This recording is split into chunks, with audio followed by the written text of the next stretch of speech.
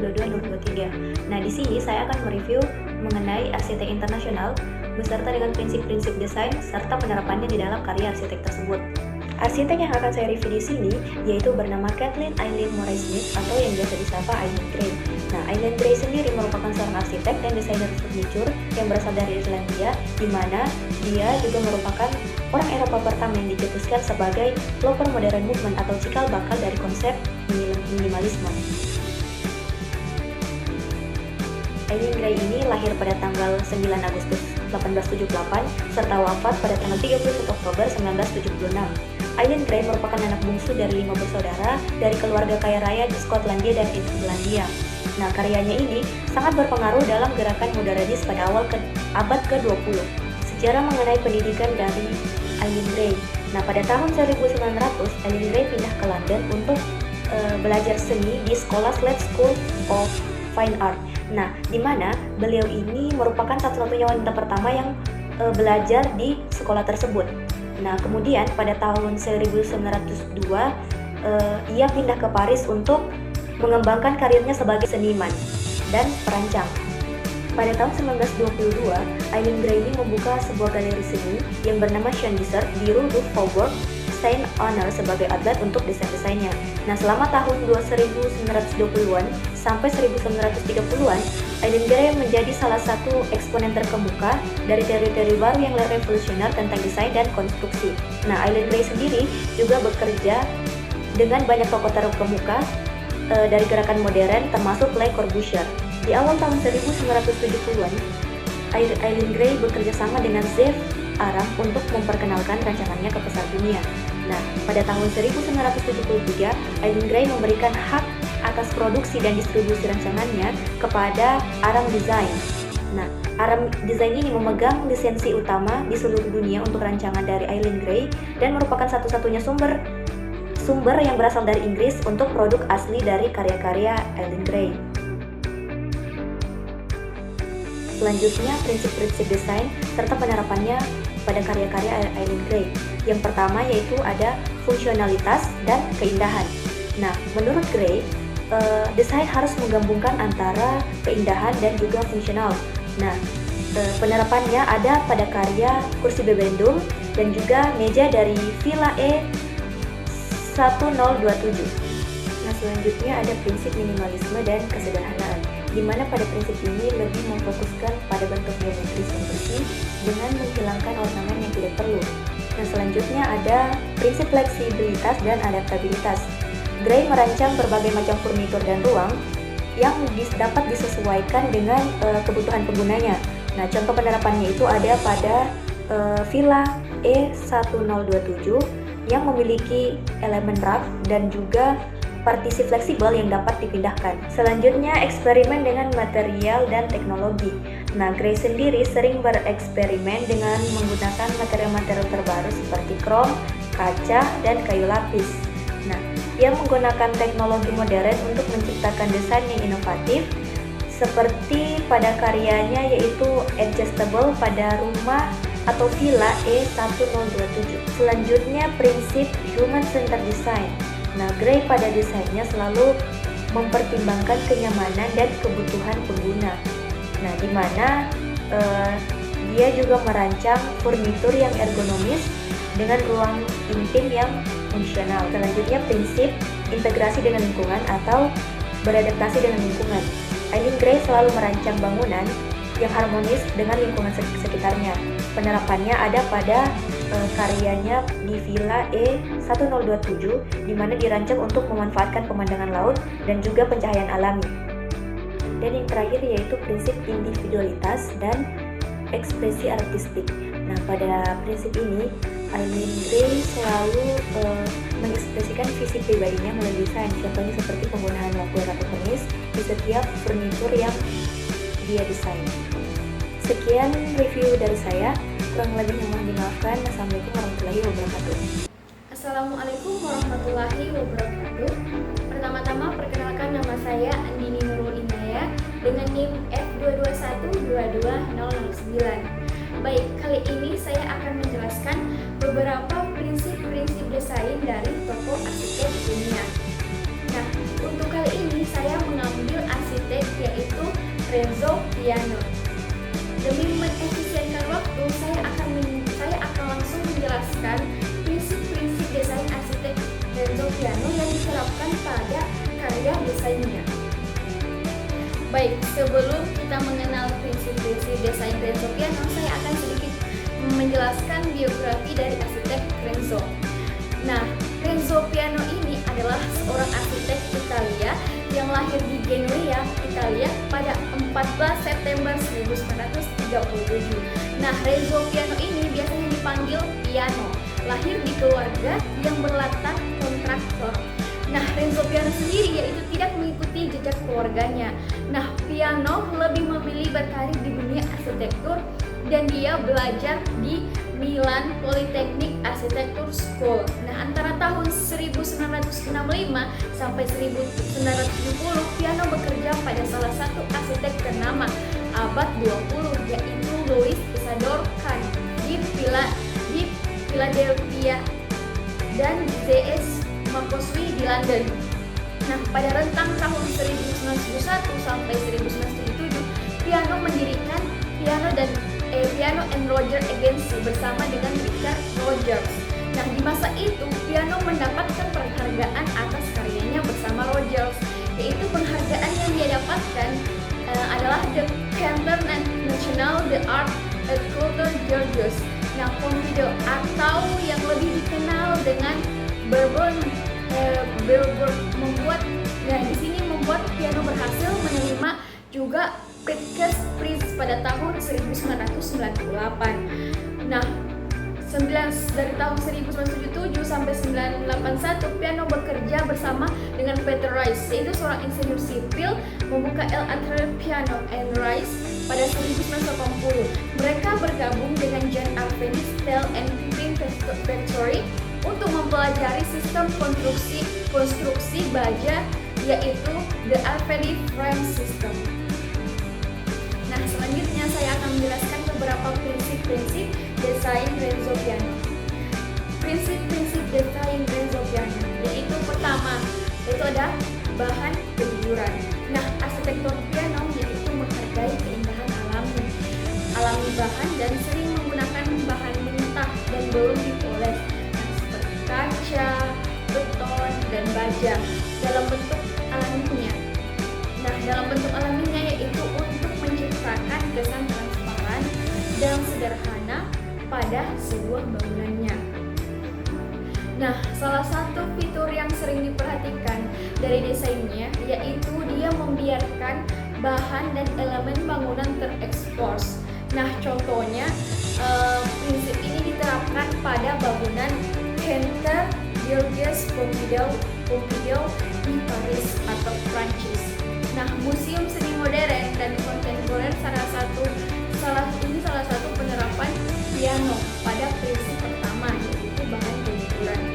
Nah, bangunan ini menggunakan bahan dengan penggunaan yang dikenal inovatif. Kenapa dikenal inovatif?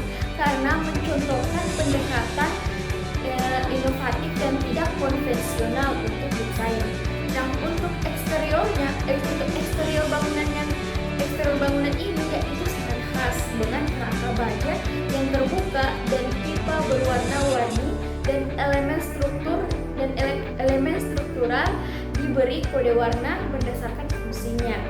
Nah, pada visi piano yaitu adalah untuk menciptakan sebuah bangunan yang merangkul transparansi dan keterbukaan, di mana orang bisa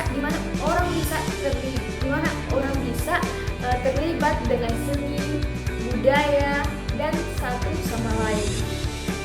Prinsip desain yang kedua yaitu tanggung jawab lingkungan. Nah, Piano sendiri berkomitmen untuk merancang bangunannya yang ramah lingkungan dan juga berkelanjutan. Nah, serta memasukkan fitur-fitur seperti penggunaan kembali material, sistem pengumpulan air hujan, dan ventilasi alami ke dalam desainnya, yaitu untuk meminimalkan dampak lingkungan dari bangunannya. Contoh penerapan konsep desain ini yaitu pada bangunan The Shard, yaitu yang berada di United Kingdom. Nah, desain piano ini menggunakan efisiensi energi dengan bangunan yang menggabungkan berbagai fitur berkelanjutan. Ini menunjukkan komitmen Piano untuk menciptakan struktur standar lingkungan insuri canggih. Nah, SART sendiri ini adalah menara serbaguna dengan 72 lantai yang terletak di samping stasiun London Bridge di tepi selatan Sungai Thames. Nah, SART ini berfungsi sebagai suatu arsitektur perkotaan. Nah, bangunan ini juga terkenal karena bentuknya yang unik. Nah, SART sendiri ini dibangun menggunakan sejumlah besar kaca. Nah, dan sebagian kaca ini yaitu terbuat dari bahan daur ulang. Nah, bangunan ini juga menggabungkan teknologi hemat energi termasuk sistem pemanas, ventilasi, dan pencahayaan yang dirancang untuk mengoptimalkan konsumsi energi. Nah, bangunan SART ini juga dilengkapi dengan teknologi hemat air seperti pemanenan air hujan. Prinsip desain yang ketiga yaitu cahaya dan udara alami. Nah, kita tahu Piano ini menghargai pentingnya cahaya alami dan udara segar dalam desainnya, dan seringkali menggabungkan jendela besar, jendela atap, dan elemen lain yang memungkinkan masuknya banyak cahaya alami. Nah, contoh pada prinsip desain ini yaitu pada bangunan Terminal Bandara Internasional Kansai di Osaka. Nah, tampilan terminal bandara ini menampilkan atap berbentuk lengkung unik yang membentang. Nah, dan ditopang hanya oleh 4 tiang. Terminal ini terkenal dengan interiornya yang terang dan lapang. Nah, yang dilengkapi dengan cahaya dan ventilasi alami yang melimpah. Nah, memiliki tata letak yang terbuka dan fleksibel memungkinkan navigasi mudah dan mengakomodasi sifat dinamis operasi bandara. Nah, desainnya ini bisa saja atau memungkinkan perluasannya dan modifikasi di masa mendatang untuk memenuhi kebutuhan perjalanan udara yang terus berkembang. Prinsip desain yang keempat yaitu integrasi dengan alam.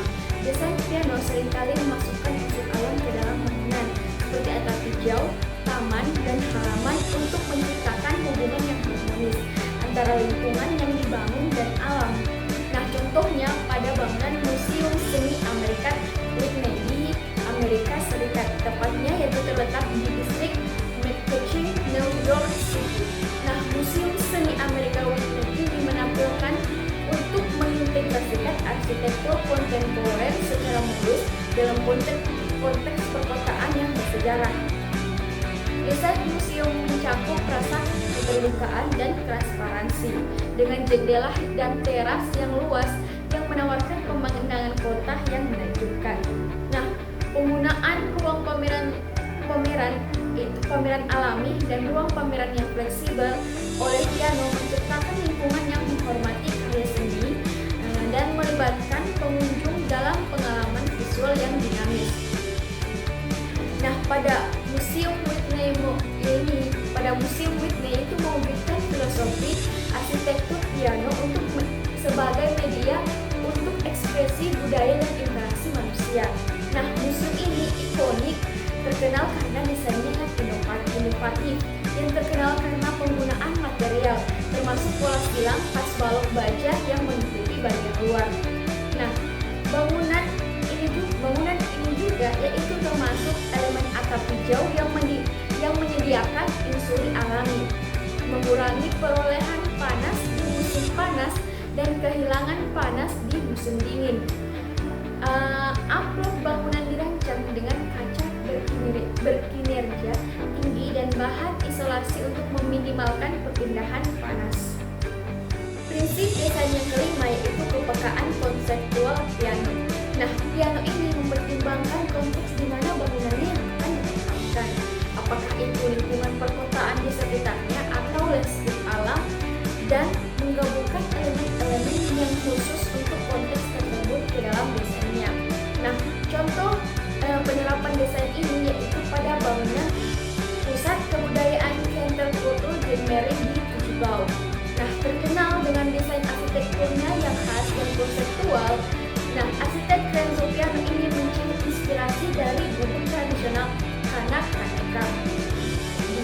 menggabungkan elemen-elemen seperti bilah kayu dan atap jerami. Penggunaan material asli dan perpaduan bentuk tradisional Kanak dengan arsitektur modern menjadikan desain pusat ini sebagai simbol integrasi budaya. Nah, kompleks ini terdiri dari 10 pavilion terpisah, masing-masing mewakili salah satu dari 10 suku Kanak. Nah, adapun tata letak dan desainnya menekankan keharmonisan dengan alam sekitar, serta memberi penghormatan kepada hubungan masyarakat Kanak dengan lingkungan. Prinsip desain yang keenam atau terakhir yaitu promosikan seni dan komunitas. Sebagian besar bangunan karya Renzo Piano seringkali sangat kreatif dan kontekstual. Nah, bentuk-bentuknya sendiri itu menampilkan bentuk yang rupa yang unik yang seringkali dianggap ikonik. Nah, dari bentuk-bentuk tersebut mendorong seni dan sosialisasi di antara berbagai kelompok pengguna. Adapun contoh penerapan prinsip ini yaitu pada bangunan perpustakaan dan museum Morgan. Memadukan seni dan sejarah di perpustakaan dan museum Morgan pada tahun 2006, Renzo Piano memimpin proyek perluasan dan renovasi yang signifikan, yaitu menambahkan struktur baru ke struktur sebelumnya yang dirancang oleh arsitektur Charles Mitchell. Nah, pavilion kaca dan meja modern yang ditambahkan, yang menghubungkan perpustakaan asli dengan bangunan perambangan kontemporer. Adapun perluasan bangunan ini yaitu memadukan arsitektur modern dengan bangunan bersejarah. Perpaduan bangunan klasik dan elemen arsitektur modern ini menonjolkan integrasi harmonis berbagai gaya. Nah, itulah tadi beberapa prinsip desain arsitek Renzo Piano yang sempat saya jelaskan. Nah, di sini saya akan juga memberikan satu contoh bangunan arsitek Renzo Piano. Bangunan ini juga salah satu contoh karya arsitek Renzo Piano, yaitu bangunan The New York Times Building di Amerika Serikat. Bangunan ini selesai pada tahun 2007. Gedung pencakar langit ini berdiri sebagai simbol yang mencolok dari arsitektur modern dan keberlanjutan perkotaan. Nah, desain piano untuk bangunan ini menggabungkan fitur-fitur inovatif seperti dinding gorden yang terbuat dari batang keramik yang menyesuaikan untuk mengoptimalkan cahaya alami dan mengurangi perolehan panas. Bangunan The New York Times Building yang ini menampilkan kemampuan piano untuk menggabungkan fungsionalitas, estetika, dan praktik berkelanjutan untuk menciptakan karya arsitektur yang dinamis dan sadar lingkungan. Nah, rahasia desain Renzo Piano ini yaitu terletak pada komitmennya yang tidak tergoyahkan terhadap arsitektur yang berkelanjutan, mudah beradaptasi, dan berpusat pada manusia. Melalui karya-karyanya seperti Cantor Georges Pompidou, The Sartre, dan Whitney Museum of American Art. Nah, piano menampilkan kemampuannya untuk mendorong batas-batas, menantang konvensi, dan menciptakan bangunan yang selaras dengan lingkungan mereka. Nah, adapun pendekatan visionernya untuk merancang ditambah dengan rasa hormatnya yang mendalam terhadap lingkungan dan pengalaman manusia, yaitu telah memperkuat warisannya sebagai salah satu arsitek paling berpengaruh di zaman kita. Nah, karya arsitek Renzo Piano yaitu terus menginspirasi arsitek dan membentuk masa depan desain arsitektur, mengundang kita untuk menata kembali kemungkinan lingkungan yang dibangun. Baik, itulah tadi penjelasan saya, yaitu dimulai dari biografi arsitek Renzo Piano, prinsip-prinsip desain arsitek Renzo Piano, serta contoh bangunan karya desain arsitek Renzo Piano. Saya Andini Nurul Inayah dengan NIM F221220009 mengucapkan mohon maaf sebesar-besarnya jika ada salah kata pada pemaparan video kali ini, dan terima kasih. Saya ucapkan terima kasih yang telah mendengarkan penjelasan video kali ini. Saya akhiri, wabillahi taufiq wal hidayah. Wassalamualaikum warahmatullahi wabarakatuh.